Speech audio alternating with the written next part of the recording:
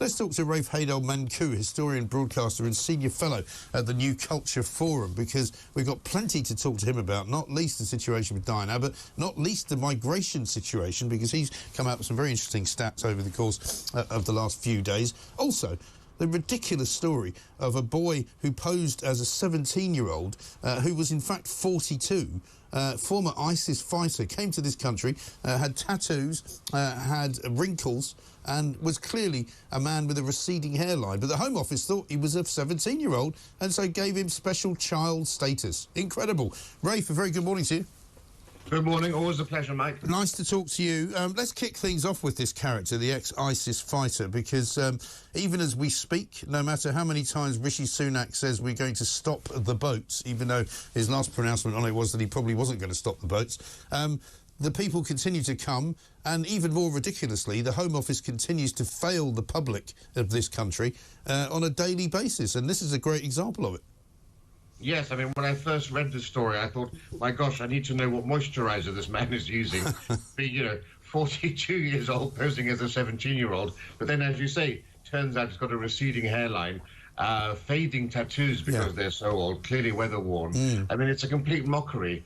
They did, Migration Watch found out that of all of the disputes over age among people claiming to be under 18 migrants, 66% of those were upheld. There was over 1,000 people in 2022 who were actually over the age of 18 when they said that they were under. And remarkably, 50 migrants were over 30. So it's not just this chap. 50 migrants were over 30 years of age. And they're being placed. Not only does this actually cause a problem, I mean, it's absurd for the start that we have this situation, but firstly, of course, you've got adults actually being placed into foster care, which deprives the rights of young British people who really need this care, and they're now becoming a completely neglected segment of our population who aren't getting this treatment because you have these adults receiving all of that care, but also people are being placed into school systems, maybe not at the age of 42 like this chap is, but people who are in their 20s, perhaps even in their early 30s, are being placed in a school setting where, of course, they're free to do as they wish with a student population. They're influencing them,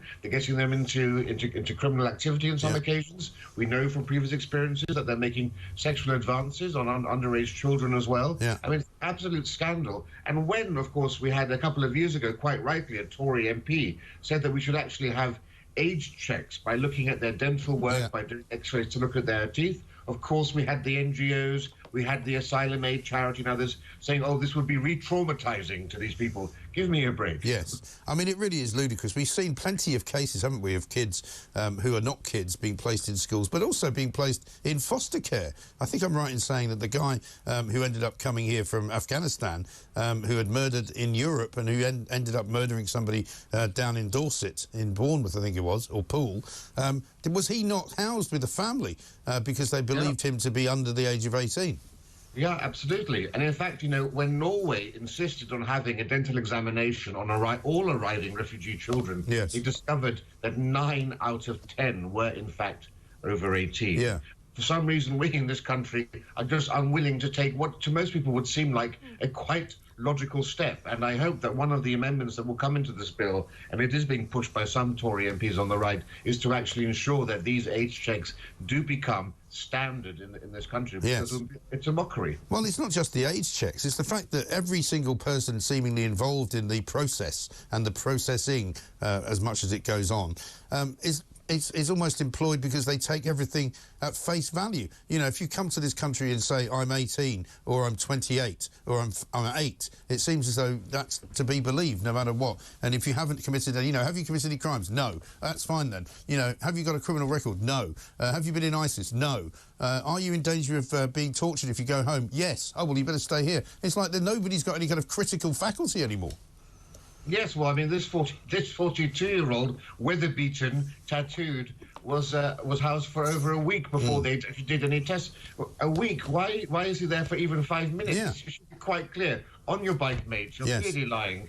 It's a complete nonsense. But, of course, it's fueled, of course, by the NGOs and the asylum charities who, of course, their intent is to delay the process, have every legal option available to these people, even though it's obvious to everybody that they're actually milking the system.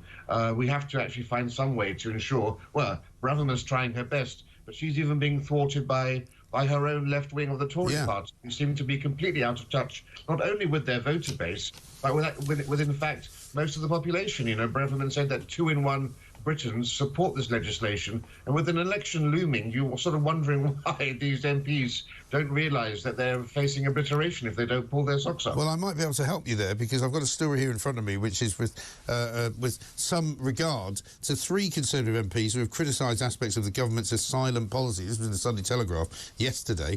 The 3 of them have received more than £160,000 in services and research support from the Refugee Asylum and Migration Policy Project, which is one of these, you know, lefty pro-refugee organisations called RAMP.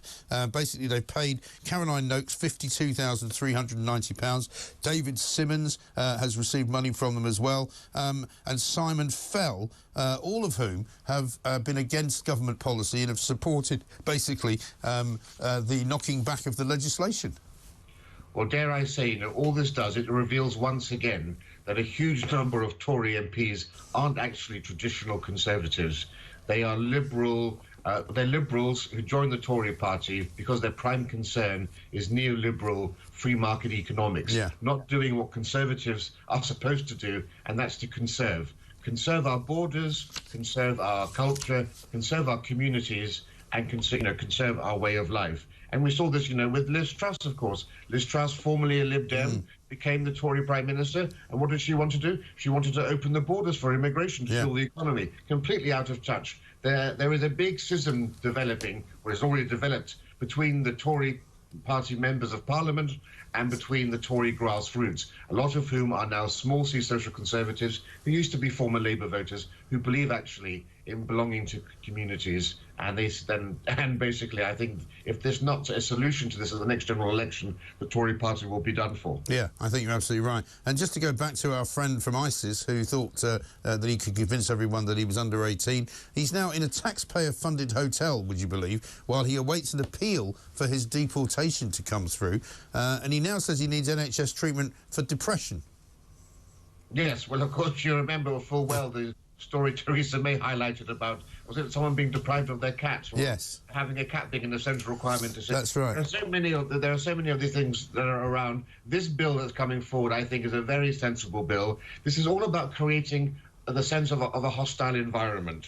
And the problem that we have now is that the reforms that are trying to be implemented by the left wing of the Labour Party, of the Tory party, are undermining the essential essence of this bill, which is to scare people from coming over to this country. And if they know they can say silly things like, I need NHS treatment for depression and so forth to stay in this country, that's not going to act as any deterrent whatsoever.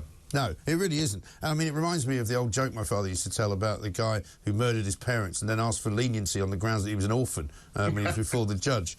Let's talk about your rather interesting statistical framework that you put out about the numbers of people coming here from abroad, people in this country who were born abroad. According to your tweet, I know it's been there for a while, 42% of the 10 million foreign-born residents in England arrived in the last decade.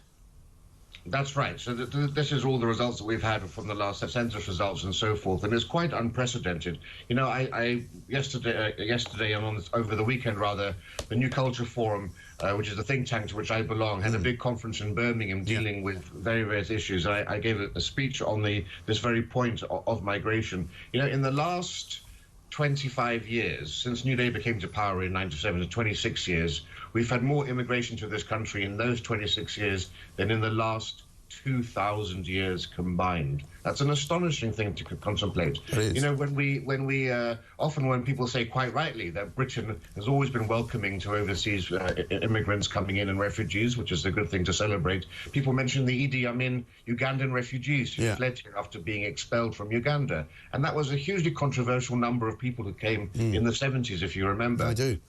Now that number was 27,000 people. Yeah. We get 27,000 people coming here every 10 days now. Can you imagine that, right? So this is completely without precedent. The idea that Britain's always been a nation of immigrants is a complete myth. You know, in 1851, it was around 0.5% of the population were born abroad. By 1901, it was about 1.5%. 1951, it was about 4.5%. Yeah.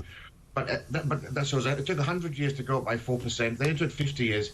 Every 10 years now, the population born abroad is increasing by 4%. It's now at 16.6% of the population, completely without precedent. Under the Romans, it was only about 3%. Under the Vikings, it was about 5%. But for the last 1,000 years, it's never really been above 0.5 or 1%. And no society can actually sustain such rapid demographic shift because communities have no incentive to assimilate and integrate if they're arriving to this country. Yes. And there are pre-built, pre-established, segregated communities with their own shops, their own languages, their own cultural institutions. And of course, we now well know that there are schools, for example, in the north of England and elsewhere, from Bradford to Burnley and so forth, where students actually believe that being Asians are the majority population of the country. Yes. Because that's all that they see around them. And of course, they go home to their parents and all they see are the television programs by satellite from their home countries. Yes. So they have no exposure to British culture, to British values. And what we do know from that on the most extreme side is because of that,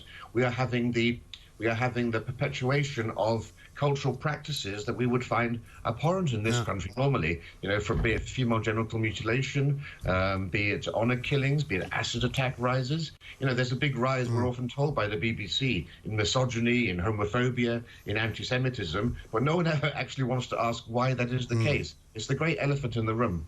It really is. And one final thought I'll leave you with. 60 people have been arrested during a week-long crackdown on illegal working by delivery drivers working for companies including Deliveroo, Just Eat and Uber Eats. I don't think anyone would be surprised by this. 44 were detained by the Home Office pending their removal from the UK. The remaining 16 were released on bail. You know, you do wonder where all these people are coming from, and you do wonder what they're doing when they get here. Well, there's your answer. Yes, well, a French politician a couple of years ago said it's not rocket science. If you want to stop people coming over from France, you have to make Britain less attractive than France is. Yes. And one of the ways that we're more attractive is that the French clamp down on black market employment far more than we do here. Yeah.